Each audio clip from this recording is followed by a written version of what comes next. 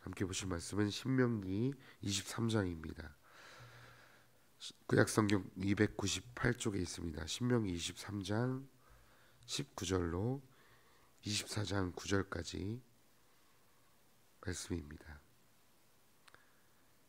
신명기 23장 19절로 24장 9절까지 말씀 한 절씩 교독하도록 하겠습니다.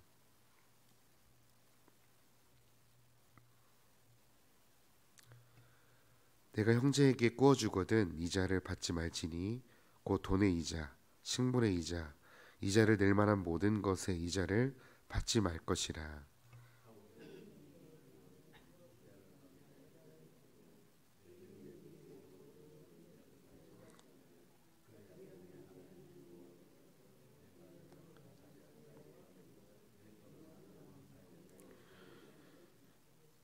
내 하나님 여호와께 서원하거든 갚기를 더디하지 말라. 내 하나님 여호와께서 반드시 그것을 내게 요구하시리니 더디면 그것이 내게 죄가 될 것이라.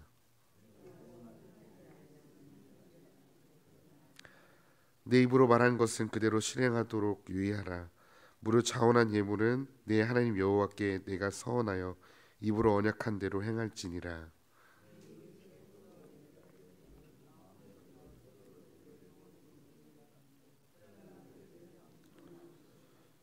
내 이웃의 곡식밭에 들어갈 때에는 내가 손으로 그 이삭을 따도 되느니라. 그러나 내 이웃의 곡식밭에 낫을 대지는 말지니라.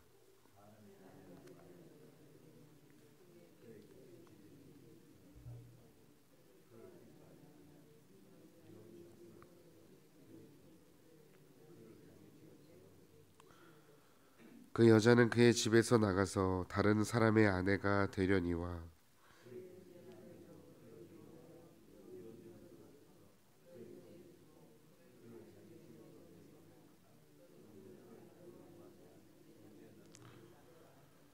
그 여자는 이미 몸을 더럽혔은즉 그를 내보낸 전 남편이 그를 다시 아내로 맞이하지 말지니 이 일은 여호와 앞에 가증한 것이라. 너는 내 하나님 여호와께서 내게 기업으로 주시는 땅을 범죄하게 하지 말지니라.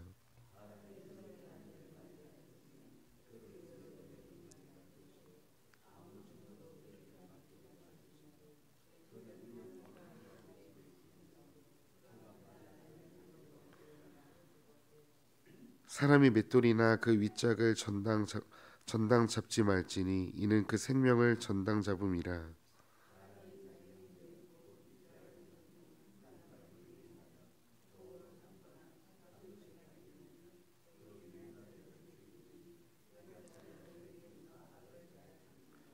너는 나병에 대하여 삼가서 레위 사람 제사장들이 너희를 가르치는 대로 내가 힘써 다 지켜 행하되 너희는 내가 그들에게 명령한 대로 지켜 행하라. 너희는 애굽에서 나오는 길에서 내 하나님 여호와께서 미리암에게 행하신 일을 기억하였지니라. 아멘. 네, 한 주도 기도로 시작하시는 성도님들의 또 시작하는 삶 가운데 또 하나님의 신실하심이 또 변함없는 은혜가 한 주도 보호하시고 넘치시기를 간절히 소망합니다. 오늘은 사랑의 실천이라는 제목으로 짧게 말씀 나누고 같이 기도의 자리에 나아가고자 합니다. 도둑질하지 말라는 8계명, 10계명 중에 8계명이 있습니다. 그리고 탐내지 말라는 10계명이 있습니다. 오늘 이 8계명과 10계명, 도둑질하지 말라와 탐내지 말라는 그 두 계명과 오늘 본문이 좀 연결이 됩니다. 이 부당하게 남의 것을 가로채는 행위, 그런 사례들을 소개하고요. 약자의 생명을 위협하지 않기 위해 도울 방법을 하나님은 모세를 통해 제시하고 있습니다. 그래서 탐해서는 안 될 것이 성적인 영역뿐만 아니라 타인의 소유도, 이웃의 자유도, 생명도, 그리고 하나님의 것도 훔쳐서는 안 된다고 하나님 오늘 말씀에 이야기하십니다. 그래서 오늘 말씀은 우리가 이 땅에서 천국에 가서 누릴 뿐만 아니라 이 땅에서 간헐적이지만 하나님 나라를 이루고 이웃 사랑을 실천하기 위해 필요한 세 가지 덕목을 함께 잠깐 나눠보고자 합니다. 그 첫 번째는요, 배려입니다. 두 번째는 상대방을 향한 고려고요. 또 세 번째는 상대방을 향한 숙려입니다. 그래서 먼저 첫 번째 배려인데요. 이 배려는 하나님의 나라에서 강한 자의 중심이 아니라 약자 중심입니다. 하나님은요, 형제 중에 돈을 꾸어준 자에게 이자를 받지 말라고 오늘 말씀 19절에 말씀하십니다. 오늘 19절 말씀 보니까 내가 형제에게 꾸어주거든 이자를 받지 말지니 곧 돈의 이자, 식물의 이자, 이자를 낼 만한 모든 것의 이자를 받지 말 것이니라 말씀하십니다. 지금 형제가 돈을 꾸었다는 것은 한 가지 분명한 사실은 지금 이 형제가 생활에 돈이 부족하기 때문입니다. 그렇다면 하나님은 왜 형제에게 돈을 꾸어준 이 형제에게 이자를 받지 말라고 말씀하실까요? 그 이유는 언약 백성의 모든 소유가 자신들이 가지고 있던 모든 소유물이 하나님의 선물이었고 돈을 꾸어준 자가 하나님께로부터 은혜를 값없이 얻어 이미 빚진 자였기 때문에 그렇습니다. 다시 말씀드리면 자신이 가진 소유물도 하나님께로부터 모든 것이 왔기 때문에 하나님께 모든 자가 빚진 자이기 때문에 그렇습니다. 자신이 누리고 있는 모든 양식과 소산물이 하나님께로부터 온 거기에 하나님께서 모세를 통해 형제에게 돈을 꾸어주고 이자를 받지 말라는 명령은 기꺼이 백성으로서 순종해야 할 말씀이었습니다. 하나님이 이스라엘 백성들을 어떻게 인도하셨죠? 400년 동안 애굽에서 이스라엘의 모든 백성은 종이었습니다. 객이었습니다. 그래서 40년 그리고 그뿐만 아니라 40년 동안 광야에서 나그네였던 이 자신의 처지를 기억하면서 형제에게 자신의 것을 꾸어줄 때 어떤 상거래의 원리가 아니라 하나님께서 자신들을 아무것도 가지지 못하고 먹지 못한 자신들에게 아무것도 값없이 종으로부터 구원해내시고 40년 동안 신실하게 조금은 질릴 수도 있지만 만나와 메추라기를 먹이셨던 그렇게 자신들을 대하셨던 자비의 원리로 궁핍한 궁일과 자비로 궁핍한 자신들에게 궁일과 자비로 대하신 하나님의 은혜를 기억하면서 자신들도 부족한 자에게 그렇게 대해야 한다라는 것입니다. 언약 백성은 땅이 없는 자들을 위해 일부를 추수하지 않고 연약하고 가난한 자들을 위해 그대로 두어서 누구든 먹을 수 있게 해야 했습니다. 지금 누리고 있는 자신들이 먹고 누리고 있는 소산물이 하나님께로부터 왔기에 값없이 받은 백성은 그 소산물을 꾸어줄 때 마땅히 이자를 받지 말라고 그 마땅히 이자를 받지 말고 빌려주라고 말씀하시는 것입니다. 경제적 어려움으로 인해 생존의 위협을 받는 형제들에게 하나님은 그들이 기본적인 생계를 유지하며 살 수 있도록 이 귀한 제도를 만들어 주신 것입니다. 이것은요, 이 제도는 많은 가진 자의 재산을 가난한 자에게 무조건 빼앗아 넘겨주는 어떤 홍길동 같은 방법이 아니라 부한 자의 자발적인 재산 나눔, 하나님의 은혜에 빚진 자에 대한 마음으로 자발적인 재산 나눔을 통해 가난한 자도 함께 살 수 있는 하나님의 은혜 때문에 하나님의 먹이심 때문에 하나님의 값없이 주신 은혜 때문에 자발적인 재산 나눔을 통해 가난한 자도 함께 살 수 있는 하나님 나라를 알려주시는 것입니다. 그래서 율법은요, 제가 계속 말씀드리지만 우리를 속박하거나 우리를 옥죄거나 가진 자의 것을 빼앗기 위해 율법이란 제도를 만드신 것이 아니라 하나님의 율법은 약한 자를 보호하시고 부한 자가 이 모든 재산을 자신의 것으로 여겨서 자신의 재물을 통해 교만해지고 무너지지 않도록 부한 자나 가난한 자가 함께 어우러져 살 수 있도록 그 당시 계급 사회였던 어쩌면 지금도 보이지 않는 그 계급 사회를 살고 있는 우리에게 하나님 나라를 누릴 수 있는 방법을 알려주신 것이 율법입니다. 율법은요, 선한 것입니다. 율법은 당신의 백성들이 가장 아름답게 살 수 있도록 제안으로 만들어주신 하나님의 사랑의 손길임을 기억해 주셨으면 좋겠습니다.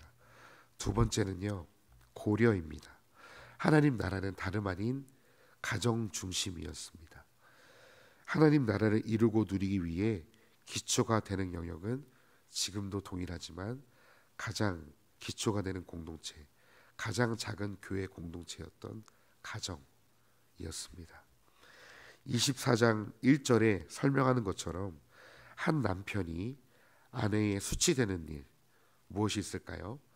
성적 일탈을 통해서 다른 남자와 외도한 일을 발견하게 되면 합법적으로 이혼을 할 수 있도록 하게 하셨습니다. 하지만 그 외에 다른 이유로는 남자 마음대로 아내와 이혼을 하지 못하게 막으셨습니다. 이혼 증서를 써서 돌려보냄으로써 여인이 함부로 이혼당하지 않게 하나님은 막아주셨고 그 이후의 삶을 보장해 주셨습니다. 잘 아시는 것처럼 당시 여인은 남편의 도움이 없이는 생활이 불가능했습니다. 죽음에 내몰리는 일이었습니다. 남편에게 쫓겨나는 일은 그냥 죽음에 내몰리는 일이었습니다. 그랬기에 약자를 향한 하나님의 세심한 배려입니다. 이혼 증서는요, 남자가 자기 멋대로 이 여자가 질리고 싫어졌다고 하여서 아내를 제멋대로 버리지 못하도록 막아주는 제도가 이혼 증서였고요. 더불어 이혼당한 여자가 사회 편견이나 소문 등에 희생되지 않도록 막는 보호책이 바로 이혼 증서였습니다. 예수님 또한 이렇게 말씀하셨죠. 음행 외에 이 여인이 남편을 버리고 음행을 저지른 것 외에는 그 어떤 이유로도 아내를 버릴 수 없다고 못 박으심으로써 힘없는 아내를 남자들의 횡포에서 보호하는 율법의 본래 정신을 일깨워 주셨죠. 음행을 저지른 여인은 그렇게 실수를 범했다고 하여서 다 인생이 망한 것은 아니었습니다.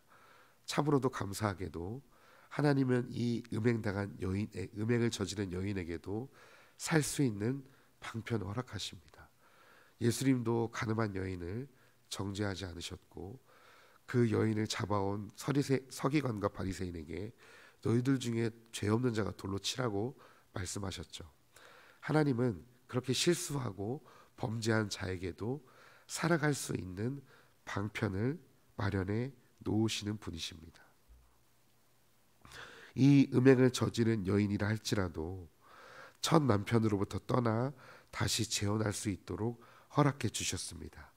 그러나 재혼을 할 수 있었지만 재혼한 후에 혹 다시 이혼을 하거나 재혼한 남편이 먼저 죽으면 본래 남편과는 재결합할 수는 없었습니다. 그 이유는 이미 다른 남편을 만남으로 자기의 몸을 더럽혔기 때문에 그렇습니다. 그 말씀이 오늘 말씀 24장 4절에 나오고 있죠. 또한 갓 결혼하여서 아내와 신혼을 맞은 남자, 이제 아내와 이제 아주 좋은 때 신혼을 맞은 1년 동안에는 이 남자는 전쟁에도 참여하지 못하게 하여서 남편이 아내를 즐겁게 하고 남편이 아내를 온전히 섬길 수 있는 시간을 허락해 주셨습니다. 왜 이런 제도를 주셨냐면 가정의 평화가, 가정의 행복의 시작이 바로 부부의 친밀함에 있다고 하나님은 이미 아셨고요. 그래서 신혼 부부가 함께 복된 시간을 누리기 위해서 이런 제도를 허락해 주셨습니다. 이런 건강한 가정 하나하나가 세워지는 것이 바로 하나님 나라가 하나하나 세워져 가는 것임을 보게 되었습니다. 마지막으로 하나님 나라를 누릴 수 있는 방편은 숙녀, 생명 중심입니다. 마지막으로 오늘 읽었던 24장 7절로 9절 말씀에는 형제를 유인하여서 종으로 삼거나 팔지 말라고 말씀하십니다. 만약 형제를 유혹하고 유인하여서 종으로 삼거나 노예로 판 자는 사형에 처하게 되었습니다.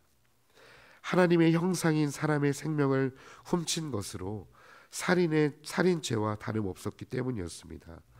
더불어 자신의 형제를 유인하여 종으로 팔아넘기는 인신매매의 행동으로서 이 가증한 행동은 왜 더 가증하냐면 출애굽 사건과 연결시켜서 이것은 이해해야 합니다. 여호와 하나님은요, 이스라엘 백성을 애굽의 종으로부터 구원하셨습니다. 사람을 납치 유인한 자는 형제를 자유인에서 다시 종으로 팔아넘기는 것입니다. 이 행동은 여호와의 구원 사건을 다시 무위로 돌리는, 자유인으로 하나님이 끄집어내셨는데 다시금 종으로 팔아넘기는 이 행동은 여호와의 구원 사건을 무시하는 행동이며 다시 무위로 돌리는 행동이었기 때문에 그렇습니다. 하나님의 형상들인 생명을 소중히 여기지 않고 자기의 이익을 위해 물건 팔아넘기듯이 경히 여길 때 하나님은 그 대가로 팔아넘긴 자의 생명을 값을 치르게 하셨습니다. 오늘 말씀을 정리하겠습니다. 당시 사회적 약자, 가난한 자들, 여인들, 또 형제에게 속아 넘어갈 만큼 순진하고 아무것도 모르는 사람들의 편에는 위대하신 하나님이 지키고 계셨습니다. 약자들은 비록 가진 것 없고 힘도 없고 당할 수밖에 없는 연약한 존재들이었지만 약자들의 친구가 되신 하나님은 그들이 이 땅에서 당신의 백성으로 떳떳하게 살 수 있도록 율법을 통해 살아갈 방도를 마련해 주셨습니다. 우리도 그 하나님을 닮아야 합니다. 우리도 그 예수님의 마음을 닮아야 합니다. 그 주님의 마음을 닮아 내가 먹을 것만, 내가 먹고 살 것만 취하며 앞만 보고 달려가는 삶이 아니라 때로는 우리의 주변을 살피고 연약한 자들을 돌보시는 하나님 아버지의 마음을 닮아 나의 것만 챙기고 앞만 보고 나의 삶을 잠시 내려놓고 때로는 주변을 살피며 나의 도움이 필요한 자들에게 꾸어주고 내어주고 섬기며 살아야 합니다. 그리고 한 걸음 더 나아가서 우리가 미워하는 자들도 원수까지도 사랑하며 품고 그들을 위해 우리는 기도해야 합니다.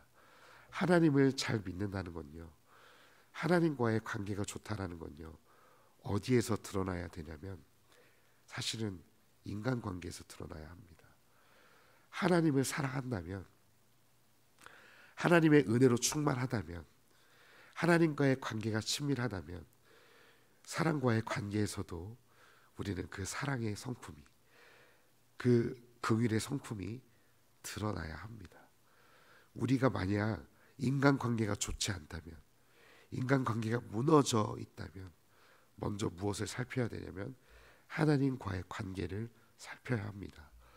부부와의 관계가 어그러지고 자녀의 관계가 어그러지고 부부와의 관계와 자녀의 관계에서 신뢰가 사라지고 긍휼이 사라졌다면 우리는 먼저 하나님과의 관계를 살펴야 합니다.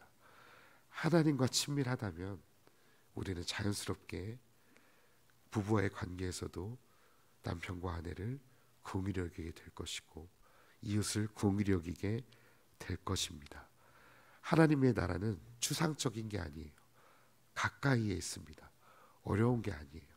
이웃을 사랑하는 것입니다. 하나님께로부터 사랑을 받았다면 이웃을 마땅히 내 몸처럼 사랑할 수 있는 것입니다. 근데 왜 그 삶이 어려울까요? 왜 그 삶이 우리에게 멀게만 느껴질까요? 그 이유는 우리가 하나님의 사랑으로 충만하지 못하기 때문에 그렇습니다. 그렇다면 우리는 그런 원수까지도 왜 사랑하고 품어야 할까요?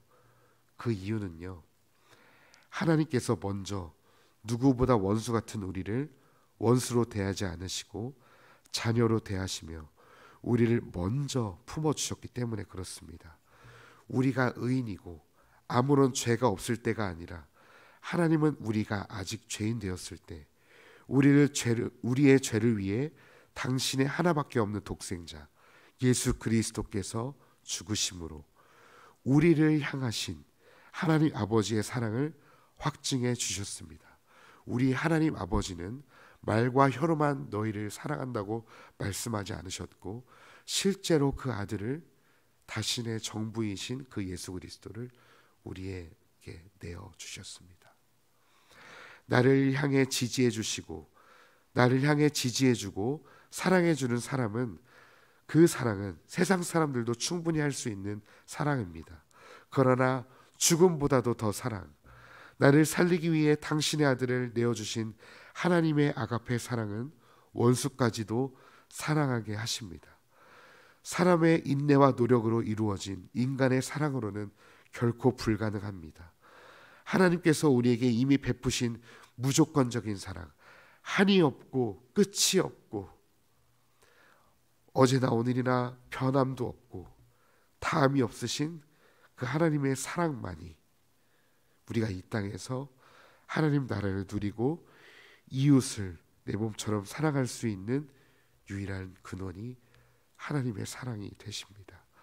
그래서 오늘 하루도 그 하나님의 사랑으로 충만하여서 이웃을 돌아보고 사랑할 뿐만 아니라 지금 내 삶의 원수 같은 사람까지도 품어내고 사랑할 수 있는 하나님의 그 아가페 사랑이 성도님들의 삶에 임하시기를 간절히 소망합니다. 그래서 오늘 하루도 더 사랑하십시오. 더 섬기기로 결정하십시오. 더 긍휼히 여기시는 주님 닮을 삶을 사셔서 오늘 하루도 작지만 하나님 나라를 누리시는 그런 성도님들의 하나님 사랑이 넘치시는 삶이 되기를 간절히 소망합니다. 기도하겠습니다. 하나님, 이기적이고 내 것밖에 모르는 그런 죄인된 삶을 살 수밖에 없는 우리 인생을 부르셔서 참된 삶의 목적이 무엇인지를 직접 몸소 보여주시고 하나밖에 없는 아들을 내어주시면서 진정한 사랑이 무엇인지를 알려주신 하나님 감사합니다. 오늘도 그 사랑에 감탄하고 오늘도 그 사랑의 위엄 앞에 그 크신 사랑 앞에 우리가 엎드립니다. 주님, 우리를 위해서 묵묵히 그 십자가의 길을 걸어가신 그 예수님의 사랑을 다시 한번 기억함으로 오늘도 우리가 이웃을 몸소 사랑할 수 있도록 주님 우리 마음에 주님의 마음을 부어주시고 원수 같은 사람까지도 내 힘으로는 불가능하오나 주님의 사랑을 통해서 오늘도 그 원수 같은 사람까지도 사랑할 수 있도록 사람스럽게 여길 수 있도록 우리의 마음과 생각을 주님의 마음으로 변화시켜 주시옵소서. 주님, 이기적인 내 죄성으로는 불가능합니다. 오늘은 또 나는 내 것을 취할 것이고 나의 이기적인 것을 위해 살아갈 수밖에 없는 연약한 죄인입니다. 그런 죄인들을 불러주신 하나님, 오늘 이 새벽의 기도 시간을 통해 우리의 이 완악한 마음을 바꿔주셔서 오늘도 주님 닮아 더 사랑하고 섬기는 삶을 살아갈 수 있도록 성령 충만하게 하여 주시옵소서. 감사드리고 존귀하신 예수님의 이름으로 기도했습니다. 아멘.